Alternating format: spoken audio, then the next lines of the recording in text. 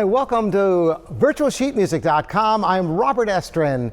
Today we have a wonderful first of a series of tutorials on Burgmuller studies. Burgmuller was a wonderful composer who wrote pieces that are on the simpler side, yet wonderful compositions.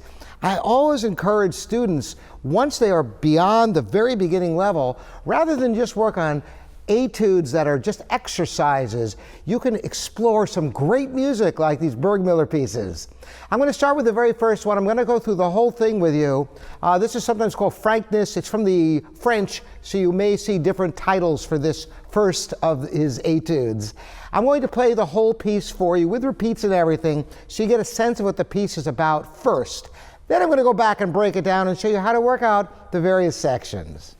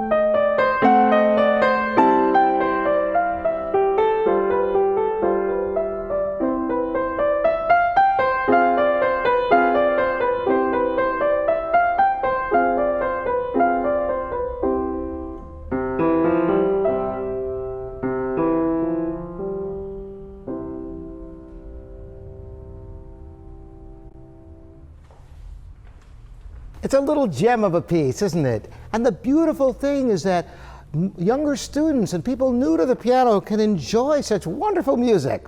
Well, what are the challenges in this piece? For one thing, you notice it's a beautiful, lyrical, very sustained, connected melody. This piece does not require the pedal. In performing it just now, I did not use any pedal whatsoever.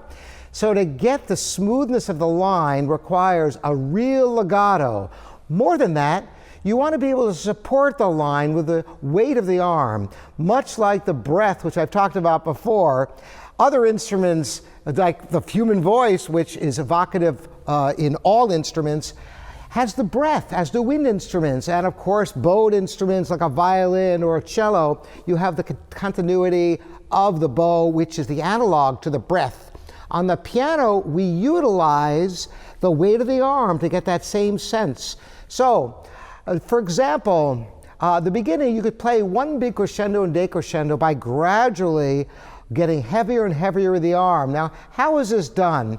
Basically, you've got to realize that your arm has some natural weight. So if you were to put it on the piano and just let it drop and have the weight of the arm supported by your finger, and then as you play the next note, the weight continues.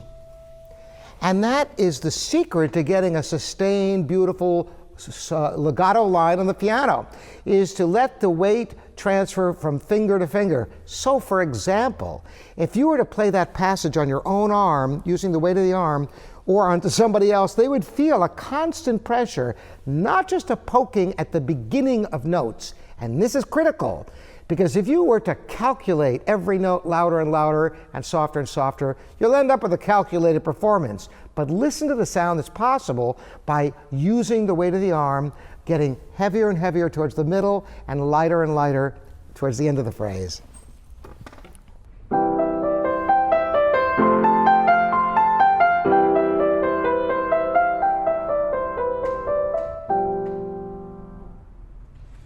Now, without doing dynamics, it would be flat and lifeless like this.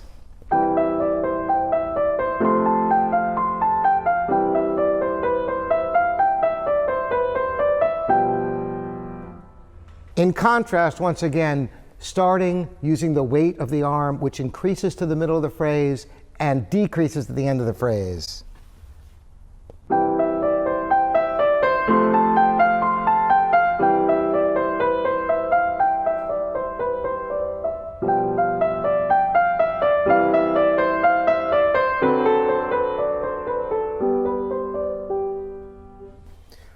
And as you can hear, the same thing happens on the second phrase, the rise and the fall. Now you have the next section after the double bar that has very similar type of dynamic structure until you get to the place with two different lines in the right hand. You may have noticed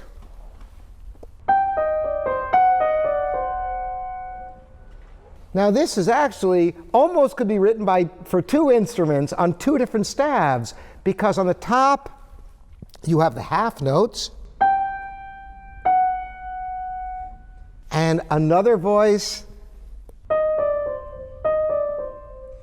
So it's important to leave the top notes down, the half notes, the G and the F sharp, while the other notes play. How can you practice this? One great technique is to play the long notes legato, and just for practice, play the quicker notes with finger staccato.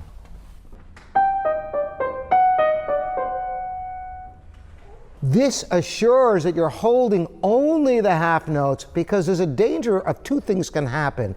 Either you don't hold the half notes at all and you end up with this, or maybe all the notes stay down and you end up with kind of dissonance. Neither one of those is correct. The correct approach is for the G and the F sharp to continue sustaining.